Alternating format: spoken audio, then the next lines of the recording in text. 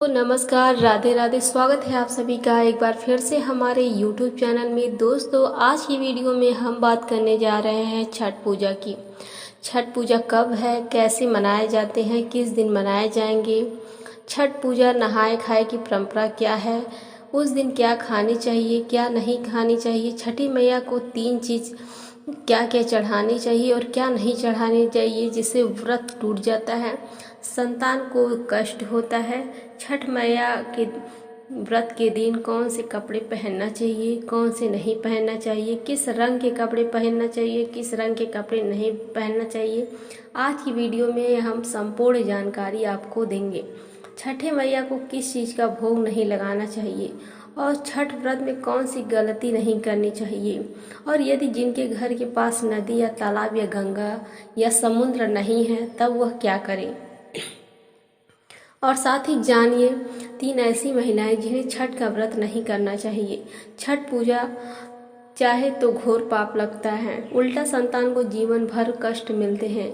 और यदि आपने छठ पूजा में यह कार्य कर लिया है या फिर ये उपाय कर लिया है तो आपको दुनिया की कोई भी ताकत करोड़पति होने से नहीं रोक पाएगी। प्राचीन जानकारियों के अनुसार घर की महिलाएं भी यह कार्य जरूर करती हैं।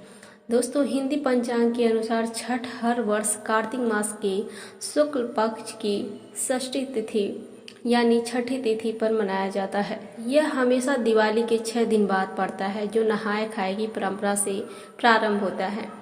यह व्रत करने वाले व्रतधारी 36 घंटे तक निर्जला व्रत रखते हैं, जिसके बाद छठी मैया की आराधना और सूर्य देव को अर्घ्य देने के बाद इस व्रत का समापन करते हैं।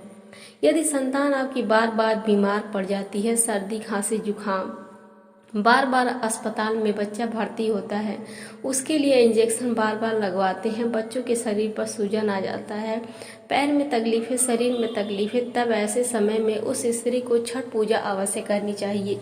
जिनके संतान को कष्ट मिलते हैं तब छठी मैया की कृपा से छठ माता स्वयं उस संतान की रक्षा करती हैं। छठी मैया बहुत प्यारी हैं, संतान की स्वयं रक्षा करती हैं, परिवार की रक्षा करती हैं, परिवार में कभी विपदाएं नहीं आने देती हैं।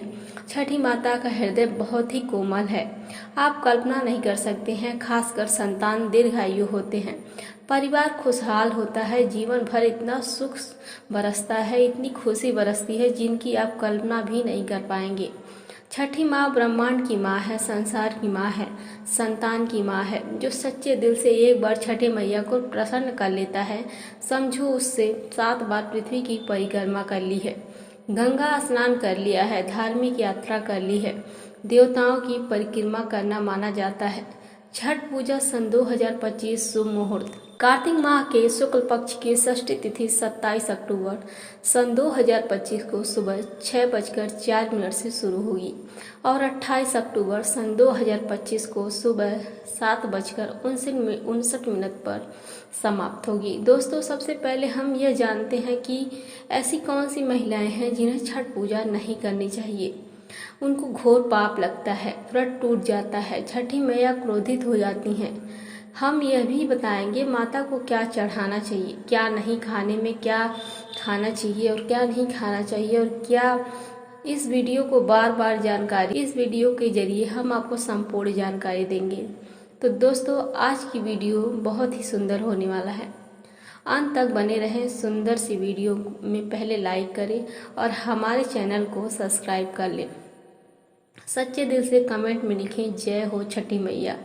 छठी मैया स्वयं आपकी संतान की रक्षा करती हैं। आपके घर में छठी मैया खुद चलकर आएंगी, माँ का होगा वास। दोस्तों, छठ पूजा का व्रत ऐसी महिलाएं गलती से भी न रखें, अन्यथा उनकी संतान की मृत्यु हो सकती है, पति पर भारी संकट आ सकता है, उल्टा आप पाप के भागीदार बन सकते हैं। हम ऐसी महिलाएं की बात करने जा रहे हैं जो छठ पूजा से दूर रहे। दोस्तों, कार्तिक मास की षष्ठी को छठ मनाई जाती है। छठे दिन पूजी जाने वाली छठी मैया को बिहार से आसान भाषा से छठी मैया कहकर पुकारा जाता है। यह त्योहार अपितु महाराष्ट्र, झारखंड, उत्तर प्रदेश तथा पश्चिम बंगाल, यहाँ तक कि विदेशों में रहने वाली महिलाएं भी भली भांति इस पर्व को मनाती हैं। मान्यता है कि छठ पूजा के दौरान पूजी जाने वाली यह माता सूर्य भगवान की बहन है, इसीलिए लोग सूर्य को अर्घ्य देकर छठ मैया को प्रसन्न करते हैं। वहीं धर्मशास्त्र और पुराणों में माँ दुर्गा के छठे रूप काल्याकानी देवी को भी छठ माता का ही रूप माना जाता है। छठ मैया के संतान देने वाली माता के नाम से भी जाना जाता है। मान्यता है कि यह पर्व संतान के लिए मनाया जाता है, खासकर वह जोड़े जिन्हें संतान की प्राप्ति नहीं हुई है तो वह छठ माता का व्रत रखते हैं।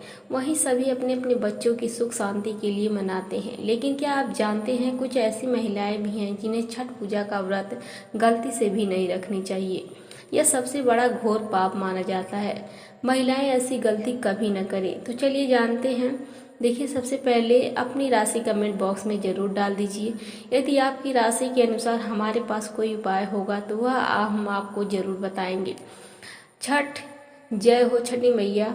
छठ पर्व, जो लोग शास्त्रों के अनुसार अधूरी शादी करते हैं वह शास्त्र का अपमान करते हैं। अधूरी शादी जैसे कि कोर्ट मैरिज और शादी के बिना ही संतान की उत्पत्ति कर देना सबसे बड़ा पाप होता है। ऐसे में छठ पूजा का व्रत ऐसे लोग को संतान के लिए कभी नहीं रखना चाहिए, क्योंकि हिंदी रीति रिवाजों के अनुसार 7 फेरे नहीं होते हैं। और वहीं बिना शादी के जब ऐसे लोग साथ में रहते हैं तो समाज में ऐसा रिश्ता कलंकित होता है। दोस्तों, बहुत से लोग ऐसे हैं जो भाग कर शादी करते हैं और परिवार को दुखी कर देते हैं, माता पिता को समाज में कलंकित कर देते हैं, माता पिता को रुलाते हैं, परिवार को रुलाते हैं, समाज को बदनाम करते हैं। ऐसे लोग को पूरे जनजाति समाज संसार के श्रापित होते हैं। देखिए, परिवार को रुलाकर हमेशा रिश्ते अनर्थ ही होते हैं, रिश्ते जुड़ते नहीं हैं। इसीलिए जो लोग भागकर शादी करते हैं और कोर्ट मैरिज कर लेते हैं, 7 फेरे नहीं लेते, हिंदू रीति रिवाज के साथ शादी नहीं करते, विवाह नहीं करते, तो उनके लिए यह व्रत उचित नहीं है। 7 फेरे का मतलब होता है आपने अग्निदेव का आशीर्वाद लिया, 33 कोटि देवी देवताओं का आशीर्वाद लिया, माँ बाप का आशीर्वाद लिया, परिवार का आशीर्वाद लिया, समाज को सम्मान दिया। मतलब अब आप पूज्य योग्य हैं। आप भगवान की सेवा कर सकते हैं। आप कोई भी व्रत आदि परंपरा के साथ कर सकते हैं। यदि जिस स्त्री को हल्दी ना लगी हो, जिस पुरुष को हल्दी ना लगी हो, ऐसे विवाह भी अशुभ होता है। शादी में हल्दी अवश्य लगानी चाहिए, तभी ही आप व्रत आदि रख सकते हैं। पूजा पाठ करते समय किसी भी मांगलिक कार्य में आप शामिल हो सकते हैं। इसीलिए ऐसी स्त्री किसी भी धार्मिक कार्य में तभी सफल शामिल हो सकती है जब वह अग्नि के साथ फेरे ले ले। ऐसी शादी को ही शास्त्रों में सर्वश्रेष्ठ माना जाता है। ऐसे में अगर आपकी अधूरी शादी है तो आप छठ मैया का पूजा नहीं कर सकते हैं।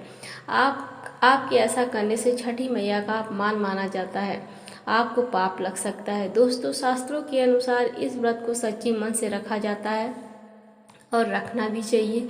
अगर कोई महिला शौक से यानी बेमतलब इस व्रत को रखती है तो उसके पति या संतान की मृत्यु या उन पर कष्ट आ सकते हैं। सच्ची श्रद्धा के साथ छठ पूजा का व्रत रखना चाहिए। इस व्रत के सफल होने से संतान की सुख प्राप्ति होती है, संतान को कष्ट कभी नहीं आते। छठी मैया करती हैं रक्षा, घर परिवार होता है खुशहाल।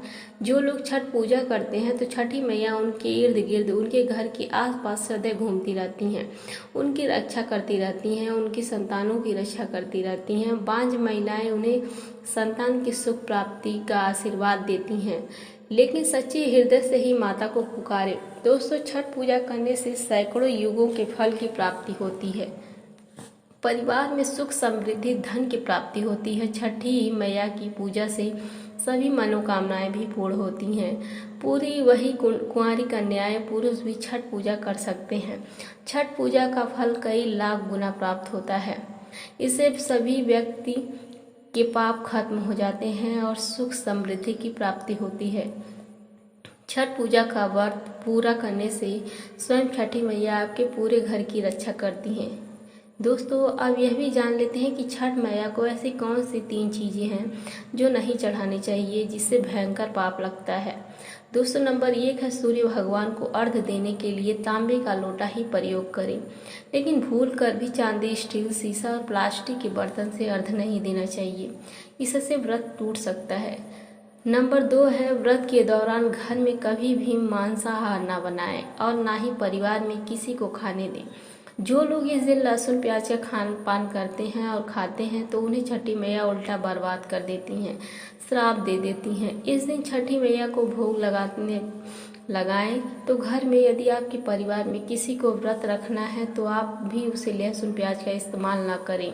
आप किसी और दिन को भी न खाएं, लेकिन मांस, मदिरा, लहसुन प्याज आदि न खाएं। मान लीजिए छठ व्रत आपकी बहन ने रखा है और आप दूर भी रहते हैं, तब भी आप लहसुन प्याज न खाएं, नहीं तो उनका व्रत टूट सकता है। साथ ही साथ व्रत के दौरान घर में मांस, मदिरा आदि और धूम्रपान भी नहीं करना चाहिए।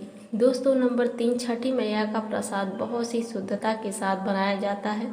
उनका प्रसाद हमेशा ऐसे चूल्हे पर बनाएं जिसे ताजी लेपा गया हो।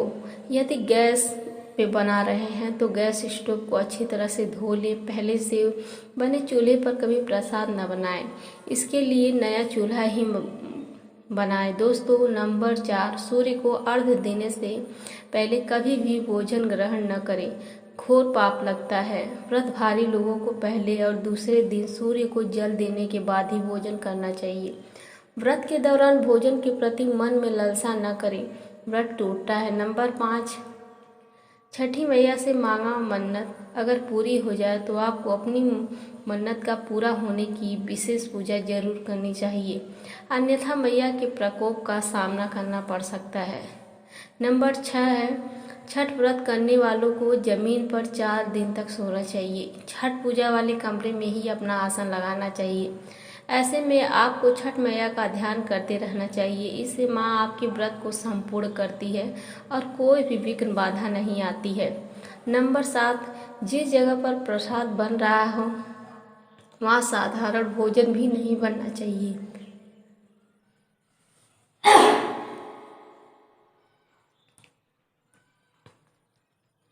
साथ ही साथ उस स्थान पर खाना पीना भी वर्जित होता है। दोस्तों, नंबर 8 है, प्रसाद बनाते हुए नमक का हाथ भी किसी पूजा की वस्तु या प्रसाद से नहीं छूना चाहिए।